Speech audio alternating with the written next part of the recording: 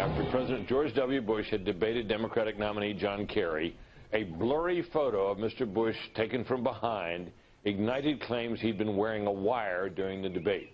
Mr. Bush's tailor said it was a pucker in his coat, and Secret Service sources told the Hill newspaper that it was a strap holding a bulletproof vest in place.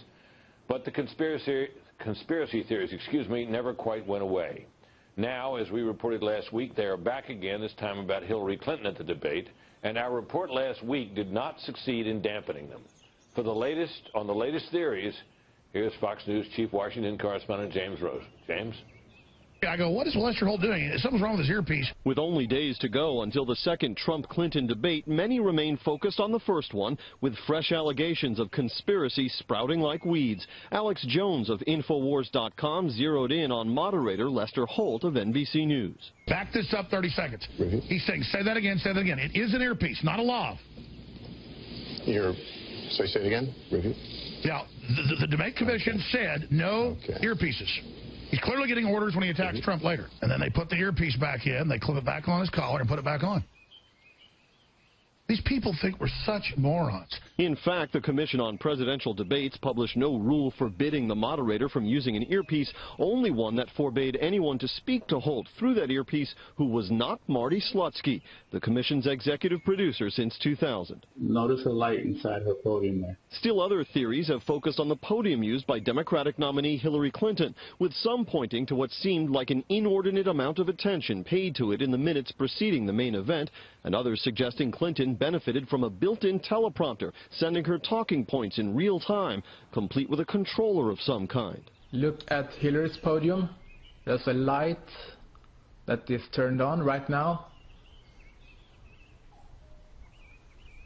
And there it shut down. Now in this clip, if you look closely, you're going to see where Hillary looks like she's scrolling on the podium. If the Clinton campaign had decided they wanted to put some sort of secret mechanics into the podium, it would have been a really foolish route to take because people would have found out and it would have made Hillary look terrible. I think this really points to a low level of trust in the media. People are really suspicious of what prominent news organizations, including mine, tell them, and they think there's some sort of secret truth that's being covered up. Late today, we heard from Frank Fahrenkopf Jr., one of the co-chairs of the Commission on Presidential Debates, who told us each podium was outfitted with a light, as well as note paper and a pen, standard issue for each nominee. But, Britt, no teleprompters. In full disclosure, I just used one to deliver that tag. And I have an earpiece. Me as well. Yes. Well, there you go. So we're part of the conspiracy. Let me ask you about another theory that arose, which is that we noted last week that a man we discovered was Brady Williamson, longtime Democratic aide, worked on many campaigns, working on the Hillary campaign. Dated all the way back to the 80s. Back to 1984, in my memory. Came out and he picked up notes that were on Hillary Clinton's lectern, which she was entitled to write during the debate. There he is. There you see him there, and he picked up her notes, and later it was alleged that he then handed them off to Lester Holt, which was proof of some nefarious conspiracy. But so there he is. That's Brady Williamson, the longtime Democratic operative, taking Hillary Clinton's notes after the debate has ended. And the allegation was that he was then handing them off to Lester Holt. If you look at the video, and we all have the same video from the switched pool feed, there is no evidence of any handoff to Lester Holt. You see their paths cross on the debate stage, right? Right.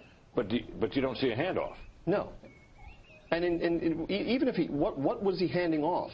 The notes that had from the debate that had just concluded? Why would Lester Holt want those? I think the theory was that she had the questions in advance, furnished by NBC, and that they were on the lectern, and that he came up and picked the questions up. The incriminating marginalia. And you see him walk back and pass Lester Holt, and that he then gave them back to Lester Holt, you see, returning them to NBC that he'd given them to them. The video shows them cross, but as you point out, James, it does not show a handoff. It's a marvelous theory. There's no evidence for it. I have been tough in other forums on Lester Holt for his performance in this debate, but there's no evidence he was part of anything sinister.